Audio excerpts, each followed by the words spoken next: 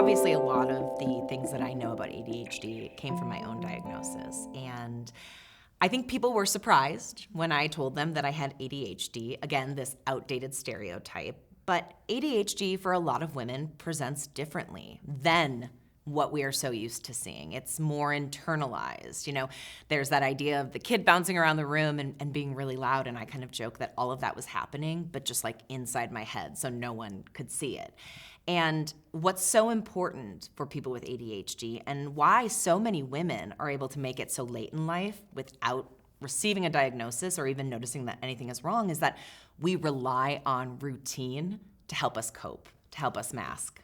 Yes, and I think that is how so many women have dealt with it because we have a routine, get up in the morning, get the kids ready, etc. And routine is so important for people with ADHD, just as organization is. I had a client one time who had their bedroom was upstairs, and all night long he would put little notes at the top of the stairs so he would remember the next day as he was thinking about it.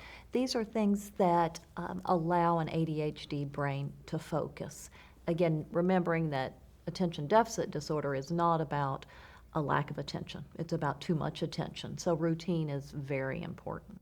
After my diagnosis, I fell into this rabbit hole of trying to learn everything I could. And it was amazing because I was able to connect so many dots that I had no idea were even things that existed. Things like rejection sensitive dysphoria and rumination, and even things like very vivid daydreaming, all were things that as a woman I dealt with, but I never talked about, and I just assumed everyone else was dealing with it too.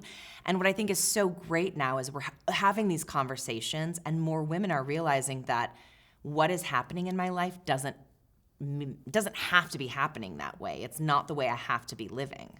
I think you made two really good points there. We don't know how other people think, so we think everybody is thinking the same way that we do. That's why, again, assessment is so important, diagnosis and treatment is so very important because we figure out we don't think like everybody else.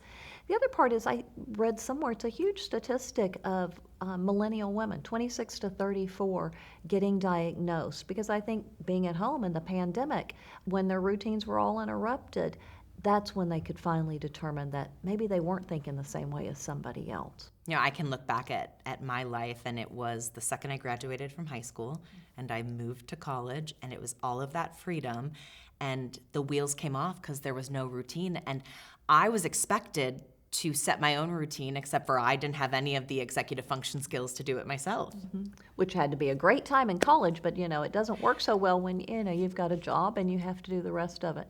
So I think for women, it is that figuring out that that's not a negative, and that daydreaming and that rumination is partly what allows for creativity too. It was a very good time in college. I am very much still paying for it, though, in those student loans. It But does happen. that is another conversation. But what I love about what's going on at ADHD Online is it is set up wherever you're coming in life. There are not only resources for you, there are people who understand what you're going through. And so much education. And I think it makes people feel like I'm not alone, I'm not different, this is a bad thing. It's not a bad thing.